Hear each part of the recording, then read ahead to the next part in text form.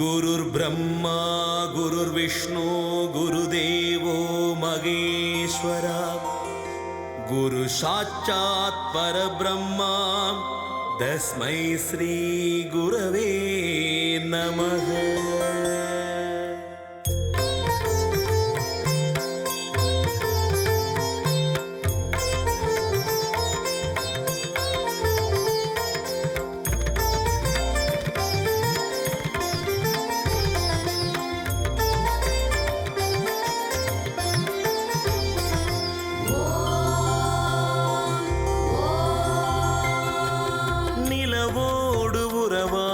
மேகங்களே மரகத மலர் மீது நீர் தூவியாடுங்களேன்.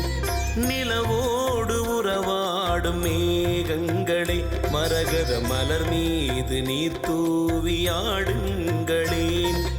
வீணையில் விளையாடும் ராகங்களே பிணை தீர்க்கும் கணக்கன் புகழ் பாடுங்களேன்.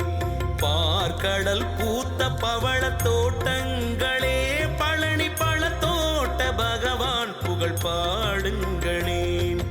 நிலவோடு உறவாடும் மேகங்களே மரகத மலர் மீது நீர் தூவி ஆடுங்களேன்.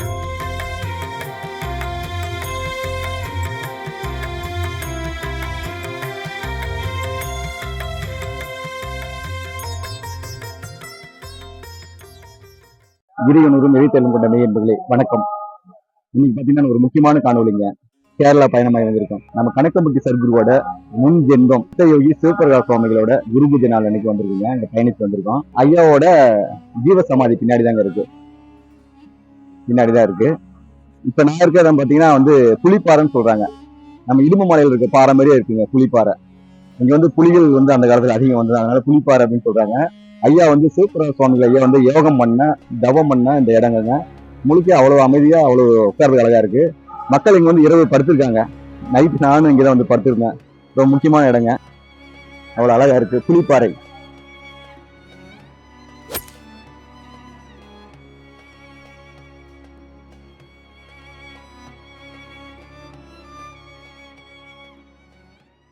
നമസ്കാരം, എൻ്റെ പേര് ഹരികൃഷ്ണൻ. ഇവിടെ അടുത്ത് തന്നെയാണ് താമസിക്കുന്നത്. കഴിഞ്ഞൊരു 6-7 മാസമായിട്ട് ഞങ്ങൾ ഫ്രണ്ട്സായിട്ട് ഇവിടെ വരാറുണ്ടായിരുന്നു. We use to meditate here. വളരെയധികം സമാധാനപരമായിട്ടൊരു അന്തരീക്ഷമാണ്. സോ പലപ്പോഴും ചാൻറ്റ് ചെയ്യലും അതുപോലെ തന്നെ കീർത്തനങ്ങളൊക്കെ പാടി ഞങ്ങൾ ഇവിടെ സമയം സ്പെൻഡ് ചെയ്യാറുണ്ട്. So it's a delightable experience for us. So അത് ഞങ്ങൾ സമയം കിട്ടുമ്പോഴെല്ലാം ഇവിടെ കൂടാറുണ്ട്. വളരെ നല്ലൊരു காமாயிட்டோட எக்ஸ்பீரியன்ஸ். சாமி, நான் திண்டுக்கல்ல இருந்து வந்திருக்கேன் சாமி.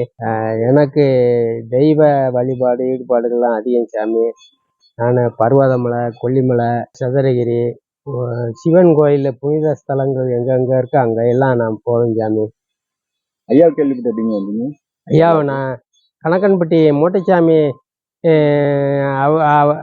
அது எனக்கு திண்டுக்கல்ல இருந்து அங்கிட்ட ஒரு 40 ரூபா டிக்கெட்ல சாமி. அங்கே அடிக்கடி போவேன் சாமி. அங்கே ஐயாவை பற்றி പോസ്റ്റർ இருந்துச்சு സാമി. அதை பார்த்து தான் ഇങ്ങ് വന്നും ഭഗവാൻ. ഞാനിവിടെ എത്തുന്നത് യോഗയുടെ ഒരു പ്രോഗ്രാമായിട്ട് ബന്ധപ്പെട്ടാണ് ആദ്യമായിട്ട് ഇവിടെ എത്തുന്നത്. അടുത്താണ് വീടെങ്കിലും അറിയില്ലായിരുന്നു അങ്ങനെ ഒരു സ്ഥലത്തെ പറ്റി. പക്ഷെ വന്നു കഴിഞ്ഞപ്പോഴാണ് ഇവിടുത്തെ ഒരു പ്രത്യേകത മനസ്സിലായത്. മറ്റൊരു സ്ഥലത്തും ഇല്ലാത്ത ഒരു അന്തരീക്ഷം ഇവിടെ ഉണ്ട് ഈ ഒരു പാറയ്ക്കും. അപ്പൊ പിന്നെയും വരാൻ നമുക്ക് തോന്നുന്നൊരു അന്തരീക്ഷമാണ്. അതാണ് ഇവിടുത്തെ ഏറ്റവും വലിയൊരു പ്രത്യേകത. சிவபிரகாஷ் சித்தர் பூஜைக்கு வந்தது எனக்கு ரொம்ப சிறப்பாக இருக்குது. எனக்கு உயிர் கொடுத்த தெய்வம் கணக்கம்பட்டி ஐயாவும் சிவபிரகாஷ் சித்தர். ஒருவர்கிட்ட நேர்மையாக நடந்தால் நல்லதே நடக்கும். எல்லாம் அவர் உயிர் கொடுத்த பிச்சை. നേർമயாக வாழ்ந்தால் എന്നേക്കും ജയിച്ച് കാട്ടலாம். இதுதான் எல்லாத்துக்கும். ശിവപ്രഭാകര സിദ്ധയോഗി എന്ന് പറയുന്നത് ഞങ്ങളൊക്കെ കേരളത്തിൽ 1970 മുതൽ, അപ്പോൾ എൻ്റെ അച്ഛൻ്റെ അച്ഛൻ എൻ്റെ കാലത്തൊരു യോഗീശ്വരനൊക്കെ ഈ ശാസ്താംകോട്ട ആ സൈഡിലൊക്കെ വരുമായിരുന്നു. പക്ഷേ ഞാൻ 1970 മുതൽ കോട്ടയത്ത് സ്വാമിയാർ മഠവുമായിട്ട് ബന്ധപ്പെട്ട് അവിടെ കഴിഞ്ഞുകൂടുന്ന സമയത്താണ് അദ്ദേഹത്തിനായിട്ട് പരിചയപ്പെടുന്നത്. അപ്പോൾ ആ കാലഘട്ടത്തിൽ 680 വയസ്സുണ്ടെന്നൊക്കെയാണ് ആൾക്കാർ പറഞ്ഞതും കേട്ടതുമൊക്കെ. എനിക്ക് അത്ഭുതമായിട്ട് തോന്നി. അങ്ങനെ ഒരാളിനെ കാണാനും കഴിഞ്ഞല്ലോ. കണ്ടതിൽ വളരെയധികം സന്തോഷമായിട്ട് ഇങ്ങനെ ഇരിക്കുമ്പോഴാണ് ഒരു ദിവസം തിരുനക്കര അമ്പലത്തിൻ്റെ നടയെ വെച്ച് ഒരുപാട് ആളുകൾ കൂടി നിൽക്കുന്നു. എന്താണെന്നൊന്നും അറിയണമല്ലോ എന്ന് വിചാരിച്ച് ഞാനും അവിടെ ചെന്നു കഴിഞ്ഞപ്പോഴത്തേക്കും ഒരു പ്രാകൃതമായ ഒരു മനുഷ്യൻ അവിടെ ഇരിക്കുന്നു. ജനങ്ങളൊക്കെ കൂടി നിൽക്കുന്നു. ചോദിക്കുന്നവർക്കൊക്കെ ഓരോന്നോരോന്നെടുത്ത് കൊടുക്കുന്നു. അത് കഴിഞ്ഞപ്പം ഓരോരുത്തർ വരുന്നവരുടെ കയ്യിൽ നിന്ന്, പണക്കാരുടെ കയ്യിൽ നിന്ന് അത് ഞൂരി ഇടാമെന്നും പറഞ്ഞ് മാല ഊരി ചോദിക്കുന്നു, മാല ഊരി കൊടുക്കുന്നു, പേഴ്സ് എടുക്കുന്നു, പണം എടുക്കുന്നു. അത് ഇപ്പോൾ പ്രഭാകര സിദ്ധിയോഗി എന്നാണ് അദ്ദേഹത്തിൻ്റെ പേര്. അദ്ദേഹം വലിയ ദിവ്യനാണെന്നൊക്കെ പറഞ്ഞ് കേട്ടു.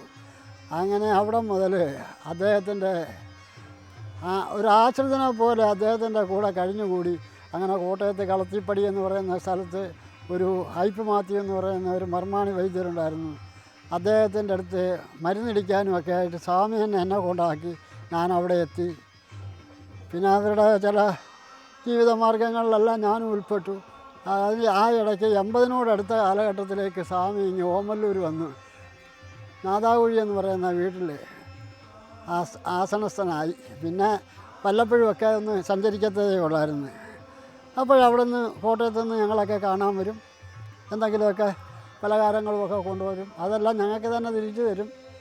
അങ്ങനെ സ്വാമിയെ ഇവിടെ വെച്ച് കാണുന്നു. ജനാർദ്ദനൻ നായർ, നാദാകുഴിയിലുള്ള ആൾക്കാർ, ഇവരെല്ലാം. അപ്പോഴാണ് റഷ്യയിൽ നിന്നും ഒരു സംഘം ആൾക്കാർ ഇവിടെ എത്തി.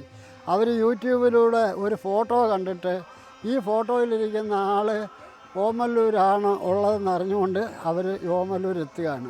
എത്തിക്കഴിഞ്ഞപ്പോഴത്തേക്കും സ്വാമി സമാധിയായി. അപ്പോൾ കാരണങ്ങൾ അന്വേഷിച്ചപ്പോൾ വർഷങ്ങൾക്ക് മുമ്പ് റഷ്യയിൽ കമ്മ്യൂണിസത്തിൻ്റെ നല്ല എന്താണ് പറയുന്നത്, പൂർണ്ണത നിൽക്കുന്ന സമയത്താണ്.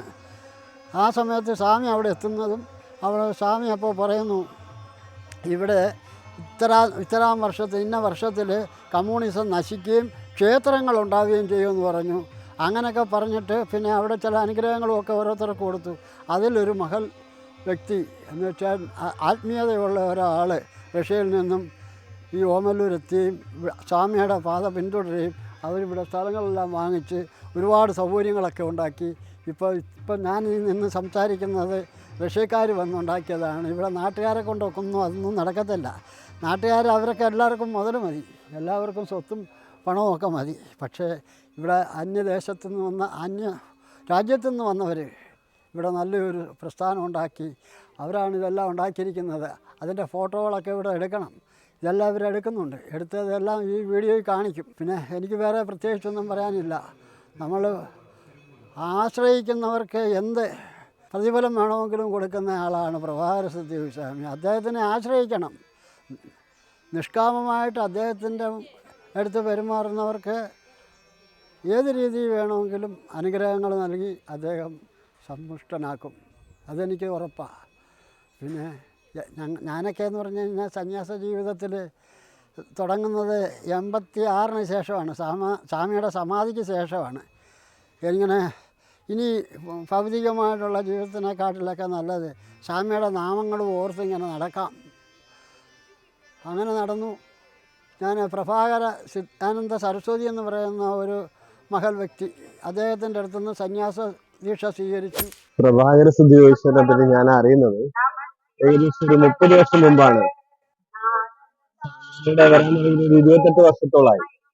അദ്ദേഹത്തിന്റെ ഒരു ശിഷ്യനുണ്ടായിരുന്നു കോട്ടയത്ത്, ഒരു എഞ്ചിനീയർ, എഞ്ചിനീയർ വർക്ക് ചെയ്യുന്ന അദ്ദേഹത്തോടെ ഞാൻ അറിയുന്നത്.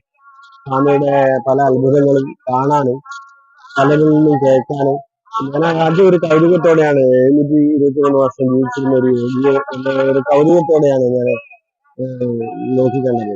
ഇദ്ദേഹത്തിന്റെ നേരിട്ട് കണ്ട പലരിൽ നിന്നും ഞാൻ നേരിട്ട് തന്നെ പല കാര്യങ്ങളും മനസ്സിലാക്കുകയും എന്റെ അനുഭവത്തിൽ തന്നെ ഒരുപാട് അനുഭവങ്ങൾ, ആധ്യാത്മിക അനുഭവങ്ങൾ ഇദ്ദേഹത്തിന് ഉണ്ടാവുകയും ചെയ്തപ്പോൾ ഇദ്ദേഹത്തെ ഒരു മഹായോഗി നമ്മുടെ കേരള ഭൂമിയിൽ ജീവിച്ചിട്ട് പലരും അറിയാതെ പോയി എന്നുള്ള ഒരു വലിയ വാസ്തവമാണ്. അദ്ദേഹത്തിന്റെ ഒരു ലീല തന്നെയാണ്. പ്രഭാകര സിദ്ധിയോഗീശ്വരനെ അറിയുന്ന പല ആളുകളും ഇന്ന് പല ഭാഗത്തായിട്ട്, കേരളത്തിലെ ലോകത്തിന്റെ പല ഭാഗത്തായിട്ട് ജീവിച്ചിരിപ്പുണ്ട്. പലർക്കും പല എക്സ്പീരിയൻസും ഉണ്ട് സ്വാമികളെ കുറിച്ച്. എന്തായാലും കൂടുതൽ അദ്ദേഹത്തെ പറ്റി പറയാൻ നമുക്ക് അസാധ്യമാണ്. കാരണം അദ്ദേഹത്തിന്റെ ലീലകൾ വളരെ വളരെ വൈഭവമാണ്. എന്തായാലും അദ്ദേഹത്തെ പറ്റി 2 വാക്ക് സംസാരിക്കാൻ പറ്റിയത്